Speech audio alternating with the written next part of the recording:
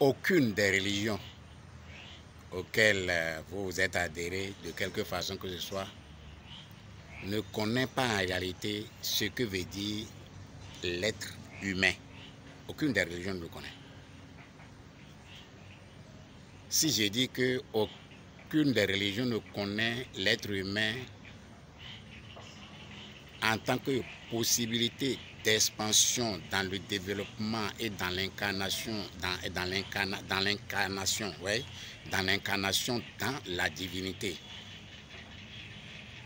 en tant que représentant en substance de Dieu en lui-même, aucune religion ne connaît ça. Les religions connaissent les humains en tant que objet à soumission, objet à domination, objet à abuser de plusieurs autres façons. C'est comme ça que les religions comprennent les humains, qu'on n'entend pas humain. Les religions n'entendent pas humain l'objet de domination, de soumission, d'abus divers. Est-ce que vous voyez? Pour connaître l'humain même, pour savoir ce que ça veut dire d'être humain, l'humain qui arrive à ce niveau déjà est en train déjà de titiller le plus haut niveau de sa dimension spirituelle même. Parce qu'en sachant ce que c'est que l'humain, c'est à ce moment-là que tu comprends que l'humain même est sur 3 niveaux.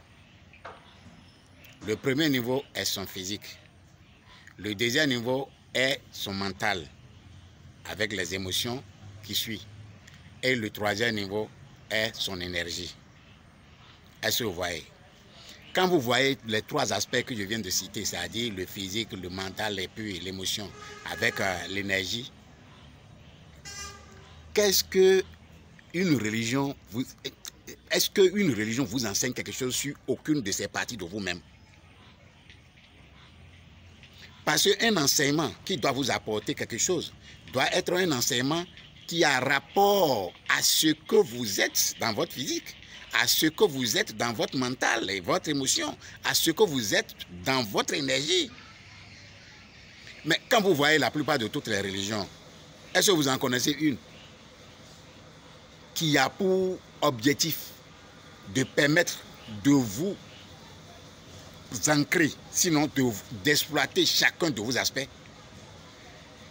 Quand vous avez une religion qui vous amène là, c'est que cette religion vous amène vers votre libération. Alors que le but des religions, ce n'est pas de libérer l'homme. Vous allez voir dans toutes les façons de faire, ce n'est pas de libérer l'homme. Parce que quand ils libèrent l'homme, il n'y aura personne pour venir les adorer. Il n'y aura personne pour venir remplir leur coin. Il n'y aura personne pour venir les écouter. Donc, aucune des religions n'a pour objectif de libérer l'homme. Et c'est ce que je vous dis. Quand vous allez comprendre qu'aucune des religions n'a pour objectif de libérer l'homme, c'est à ce moment-là que vous comprendrez que le seul chemin qui vous reste, la seule chose qui est importante pour vous, ce que vous avez à faire, c'est de devenir simplement spirituel.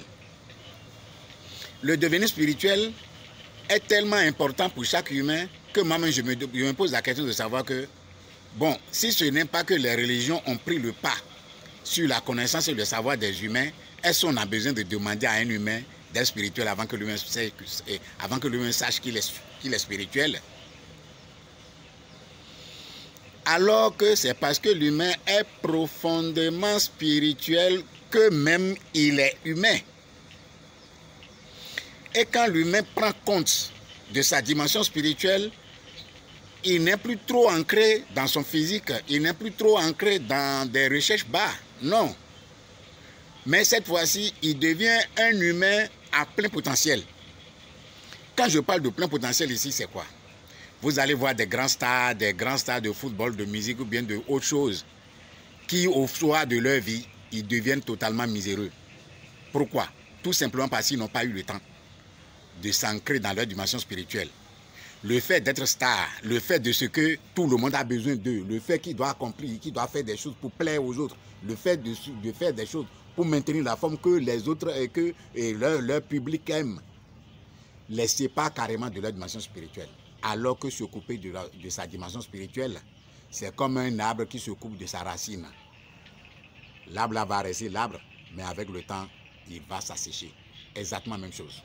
Donc par rapport à ça, la dimension spirituelle de tout être humain est sacrée. Quand je dis sacré, sacré, est important à chaque humain de faire ce retour vers sa dimension spirituelle.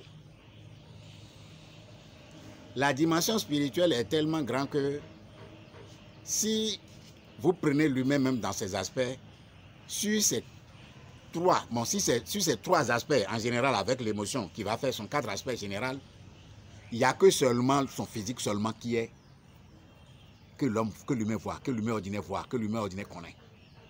Mais tous ces 3 autres plans, c'est-à-dire ses émotions, ses pensées et son énergie, est dans sa dimension spirituelle. Donc en réalité, ce que l'humain devait connaître même, c'était sa dimension spirituelle. Le physique, là, ça c'est juste le retombé, c'est juste la suite logique de ce que le spirituel est bien connu.